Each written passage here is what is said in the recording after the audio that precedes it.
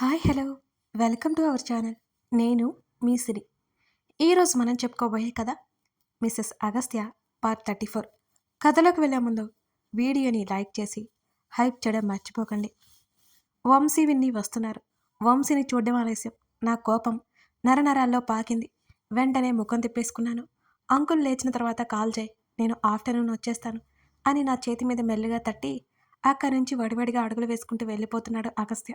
వంశీ నా వైపు చూడగానే కాల్ చేసేలా చూశాను. దెబ్బకి దడుచుకుని అగస్త్య వెనుక పిలుస్తూ పరిగెత్తాడు. చేతులు కట్టుకుని విన్నీ వైపు చూశాను. ఏదో తప్పు చేసిన దానిలా కళ్ళు దించి దిక్కులో చూస్తుంది. విన్నీ అంటూ తన చేతిని పట్టుకున్నాను. వెంటనే నన్ను హత్తుకుని సారీ శ్రీ అంది ఏడ్చేస్తూ. విన్నీ ప్లీజ్ అన్నాను. వంశీకి చాలా దూరంగా ఉండడానికి ప్రయత్నం చేశాను, కానీ నిన్ను తను బాధపడుతుంటే తను అలా చూడలేకపోయాను. నీ విషయంలో తను చేసిన దానికి కోపంగా ఉన్నా తను బ్రతిమాలుకుంటుంటే నేను కఠినంగా ఉండలేకపోయాను అని బావురమంది విన్నీ నన్ను అలాగే పట్టుకొని. విన్నీ లాంటి ఫ్రెండ్ దొరికినందుకు నిజంగానే నాకు గర్వంగా ఉంది. తన భర్త ప్రేమతో నా స్నేహాన్ని పోలుస్తుంటే నాకు గర్వం కాక ఇంకేంటి. నా ఒక్క విషయంలో తప్ప వంశీ అన్ని విషయాల్లో మంచోడే.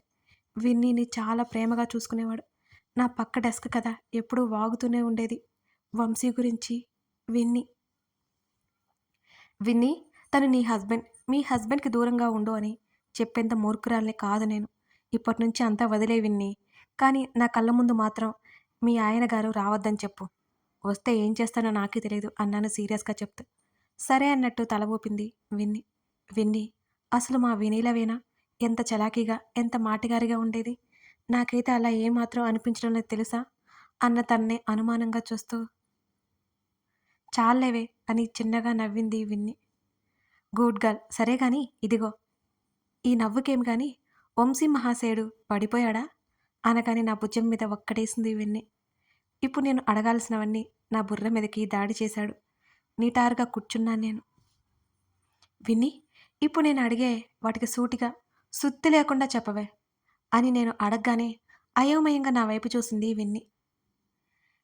మీరు అగస్త్య వాళ్ళ రిలేటివ్స్, నీకు తను ఉందో తెలుసా? నా మొదటి ప్రశ్న సంధించాను. తెలుసన్నట్టు తల ఊపింది. అసలు నువ్వు అగస్త్య ఆఫీస్‌లో ఎందుకు జాయిన్ అయ్యావు అని అడిగాను నేను. నాకు జాబ్ చేయాలని ఉంది అంటే మా అత్తయ్య గారు అగస్త్య సార్‌కి ఆఫీస్ గురించి చెప్పారు. ఓహ్! సరే గాని అగస్త్య మీ వంశీ ముందే ఫ్రెండ్స్ అని నీకు తెలుసా అని అడిగాను. తెలియదన్నట్టు అడ్డంగా తల ఊపింది. రిలేటివ్స్ అంతే తెలుసు. వాళ్ళిద్దరూ ఫ్రెండ్స్ అని నాకు తెలీదు అంది Vinni. Last and final question. నా గురించి డీటెయిల్స్ అగస్త్యకి చేరవేసేది ఎవరు అని కనుబొమ్మలు ఎగరవేసి తన వైపు చూశాను. గతుక్కుమన్నట్టుగా తడబాటుగా దిక్కులు చూసింది విన్ని. అయినా అది నన్నడుగుతావేంటే, నాకేం తెలుసు అని దబాయించడానికి ప్రయత్నం చేస్తూ అడిగింది విన్ని. నాటకాలు వేశావంటే తోలు తీస్తాను, మర్యాదగా చెప్పవే అని అడిగాను. ఏ సారీ, అది నేనే. కానీ నేను మామూలుగా నువ్వు ఎలా ఉంటావేంటి అని మాత్రం చెప్పాను అంతే. కానీ నీకు బాలేనప్పుడు సర్రే వచ్చారింటికి అని చెప్పింది విన్ని. ఆ విషయాలు నాకు తెలుసు కాబట్టి ఇంకేం రెట్టించలేదు నేను. డాడీకి మెలకువ వచ్చిందని నర్స్ చెప్పగానే వెళ్ళాను లోపలికి. డాడీ హ్యాపీగా మాట్లాడుతుంటే సంతోషంగా అనిపించింది. నాకు ఉన్న దిగులంతా పోయింది. మరొక 10 రోజులు అక్కడే గడిచిపోయింది. ఆ తర్వాత ఇంటికి తీసుకెళ్ళొచ్చని డాక్టర్ అంకుల్ చెప్పారు. డాడీ వస్తుండడంతో ఇల్లంతా డెకరేషన్ చేయించాను బాగా. మా ఆస్తులన్నీ మాకు తిరిగి వచ్చేశాయి. అగస్త్య కానీ నా లైఫ్‌లో లేకపోయి ఉంటే ఇలా జరిగేది కాదేమో అనిపించింది. డాడీని ఇంటికి తీసుకుని బయలుదేరాను.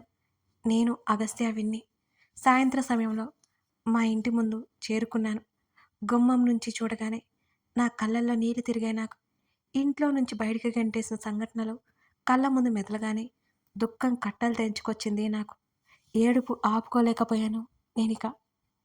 వెంటనే పక్కకు వెళ్ళాను. నన్ను హత్తుకుని ఓదార్చింది విన్ని. మెల్లిగా కారు దగ్గరికి వెళ్ళాను. నా వైపు సూటిగా చూశాడు అగస్త్య. ఆ చూపుకి తడబడి మెల్లగా డాడీ పక్కకు వెళ్ళి చెరోవైపు పట్టుకుని మెల్లిగా లోపలికి తీసుకువచ్చాము డాడీని. లోపలికి వెళ్ళగానే డాడీ సంతోషంగా చూశారు. ఆ సంతోషం అంతా ఇంతా కాదు. డాడీ స్వయంగా కష్టపడి సంపాదించి కట్టుకున్న ఇల్లది. లోపలికి తీసుకెళ్ళి వీల్ చైర్‌లో కూర్చోబెట్టి డాడీకి అరేంజ్ చేసిన రూమ్‌కి తీసుకెళ్ళాం.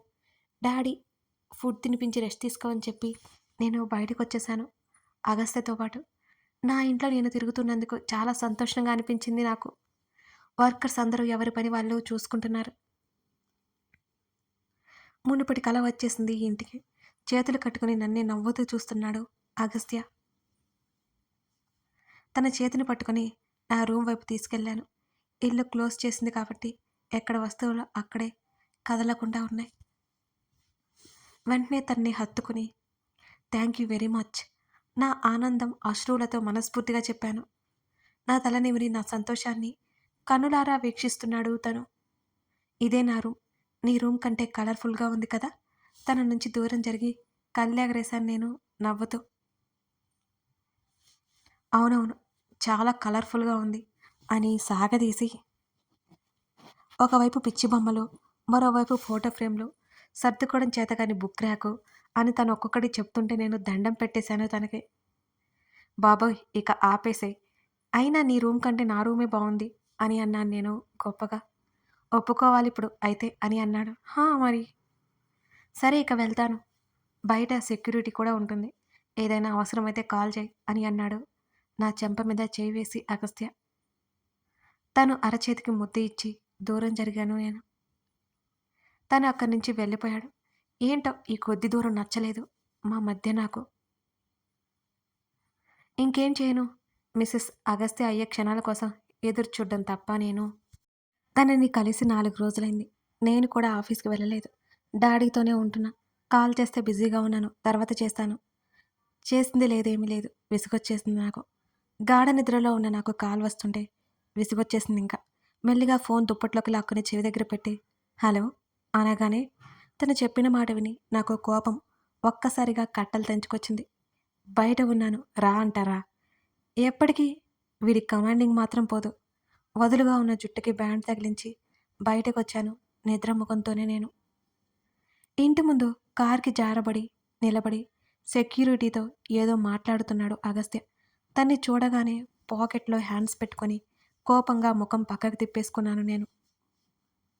నన్ను ఒకసారి చూసి సెక్యూరిటీ వైపు కళ్ళు తిప్పాడు. నన్ను చూసిన ఆ సెకండ్లో సెకండ్ పార్ట్ తన పెదవుల మీద నవ్వలా వచ్చి మాయమైపోయింది. నేను దగ్గరికి రాగానే కారు డోర్ ఓపెన్ చేసి పెట్టాడు. సైలెంట్గా కార్ ఎక్కి కూర్చున్నాను నేను. కార్ పార్క్ చేశాడు కానీ నేనేం మాట్లాడలేదు. విండో గ్లాసు దించాను నేను. ప్రయాణం మౌనంగా ముందుకు సాగుతోంది. 1-2 సార్లు నా వైపు చూసి చిన్నగా నవ్వాడు. కానీ ఏమీ మాట్లాడలేదు తను. విశాలమైన మెయిన్ రోడ్కి ఒక పక్కగా కారు ఆగింది. కారు దిగాను నేను. అది ఫ్లైఓవర్. నగరం అంతా కాంతి దీపాలతో మెరిసిపోతుంది. ఇంకాస్త ముందుకు వచ్చి రైలింగ్ పట్టుకొని నిలబడి చూస్తూ ఉన్నాను నేను. తన రైలింగ్కి ఆనుకుని చేతులు కట్టుకొని నాకు ఆపోజిట్గా నన్నే చూస్తూ నిలబడ్డాడు అగస్త్య. నమస్తే సార్, బాగున్నారా అని అడిగాను వెటకారంగా నవ్వుతూ. నా వెటకారం బహుబాగా అర్థమయ్యి తను నవ్వేశాడు. వర్క్ పెదవులు బిగబట్టి కనుబొమ్మలు కదిలించాడు. చాలే, 4 రోజులైంది నువ్వు నాకు కనబడి అన్నాను నేను. నా చేతిని పట్టుకుని దగ్గరికి లాక్కున్నాడు. తన మీద తన చుట్టూ చేతులు వేసి తన వైపే చూస్తున్నాను నేను. తప్పలేదు అన్నాడు తీరిగ్గా.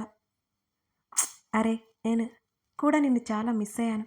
రావడానికి కుదరలేదు. నిన్ను ఎన్నోసార్లు చూడాలనిపించింది కానీ రాలేకపోయాను. కనీసం కాల్ మాట్లాడడానికి కూడా సమయం లేదు అని తను చెప్తాడేమో అని ఎక్స్పెక్ట్ చేశాను. కానీ సింపుల్గా తేల్చేశాడు. అది జన్మలో జరగదని అక్కడ ఉంది అగస్త్య చక్రవర్తి కదా. తన నుంచి ఇలాంటి ఎక్స్ప్లెనేషన్స్ ఆశించడం మహా నేరం అని నాకు అర్థమైంది. నేను అలాగే గుర్రుగా చూస్తుంటే నా నుదురికి తన నుదురుతో ఢీకొట్టాడు. నిజంగానే నొప్పుట్టి అరిచాను. వెంటనే ఒక చిరుముద్దిచ్చాడు. హత్తుకున్నాడు. ఇద్దరి మధ్య గాలి చేరలేనంత దగ్గరగా. నేను బాగా బెంగ పెట్టేసుకున్నాను కదా. చుట్టూ చేతులు బిగించేశాను. నాకు ఒక ఫ్యాంటసీ ఉంది తెలుసా అని తను అనగానే ఆశ్చర్యపోయినట్టు చూశాను తన వంక. నీకు కూడా ఫ్యాంటసీలు ఉంటాయా అని అడిగాను అదే ఆశ్చర్యం మెయింటైన్ చేస్తూ. నేను మనిషిని కాదా? కళ్ళు ఎగరేశాడు. నేను అనలేదు ఆ మాట. అంటే అన్నీ తమరు ప్రాక్టికల్గా చూస్తారు కదా, ఇది ఫ్యాంటసీలంటే ఆ మాత్రం ఆశ్చర్యపోవడం మామూలే కదా అన్నాను తన వైపే చూసి నవ్వుతూ. నన్ను వదిలేసి రోడ్డు మీద కాలు పెట్టి ఫుట్పాత్ మీద కూర్చున్నాడు. తన పక్కనే సెటిల్ అయ్యాను నేను కూడా. ఇంతకీ ఆ ఫ్యాంటసీ ఏంటో చెప్పలేదు అంటూ తన వైపు చూశాను నేను. కాస్త పక్కకు జరిగాడు. తన్ని చిత్రంగా చూశాను. వెంటనే నా ఒళ్ళో తలపెట్టుకొని కాలు మీద కాలు వేసుకుని కాళ్ళూపుతూ ఆకాశంలోకి చూస్తున్నాడతను మరింత తాపీగా. నేనొకసారి తల ఎత్తి చూశాను. బోలెడన్ని నక్షత్రాలు. కొన్ని జంటగా ఉంటే మరికొన్ని ఒంటరిగానే ఉన్నాయి. కొన్ని గుంపుగా ఉంటే మరికొన్ని సంబంధం లేనట్టు ఎక్కడెక్కడో ఉన్నాయి. వాటన్నిటినీ పాలిస్తున్నట్టు తన కిరణాలు అందరికీ పంచుతూ ఎక్కడో చంద్రుడు కనిపిస్తున్నాడు. తల కిందకి దించి ఇంతకీ నీ ఫ్యాంటసీ ఏంటో చెప్పలేదు నాకు అంటూ ఏటో ఆకాశంలోకి చూస్తున్న తన తలను నా వైపుకు తిప్పుకుంటూ అడిగాను నేను. ఇదే తన పెదవుల మీద సన్నగా నవ్వు మెరిసింది. తన పలవరస తళుక్కుమంది. ఆ నవ్వు ఎంతో మనోహరంగా అనిపించింది నాకు. ఏది?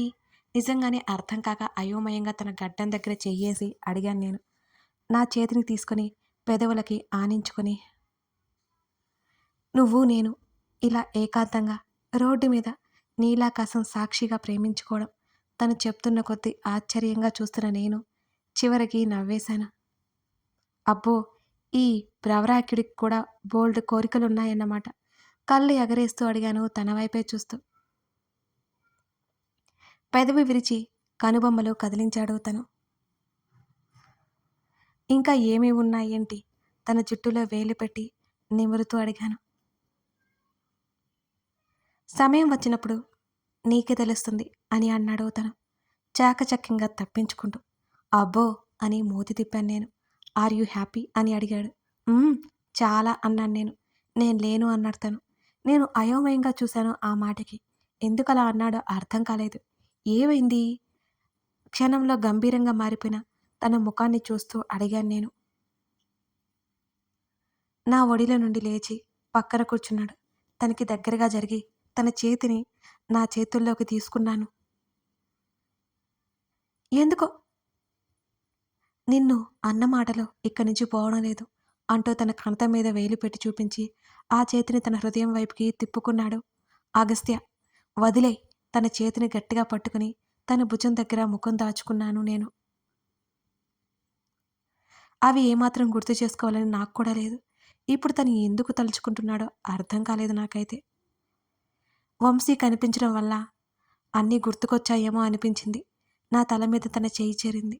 సీరియస్లీ నీ ప్రేమను చూడలేకపోయాను. కారణం నువ్వు కూడా వంశీని అని తను అంటుంటే టక్కున తల ఎత్తి చూసి, షటప్, వాడి పేరుతో నా పేరు కలపకు నువ్వు అని కోపంగా అన్నాను.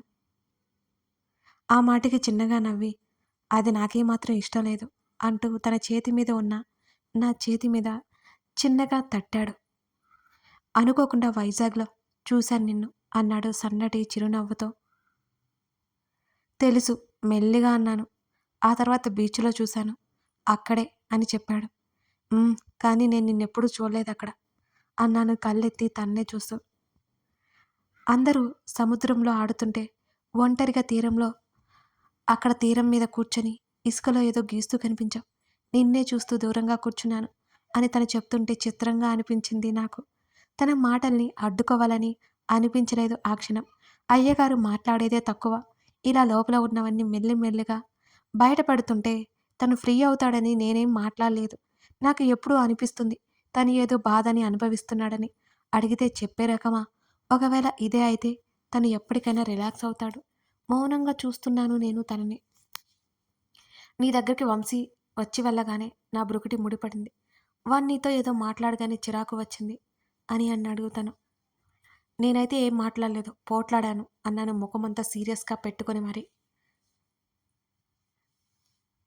అప్పుడు ఆ విషయం తెలీదు కదా నాకు. ఆ ట్రిప్ నుంచి ఇంటికి వచ్చేసాం. వంశీని నీ మీద బాగా కోపంగా ఉన్నాడు. అందరి ముందు అవమానించావని. అంతేకాకుండా నీ మీద నాకున్న ఇష్టాన్ని కనిపెట్టేశాడు.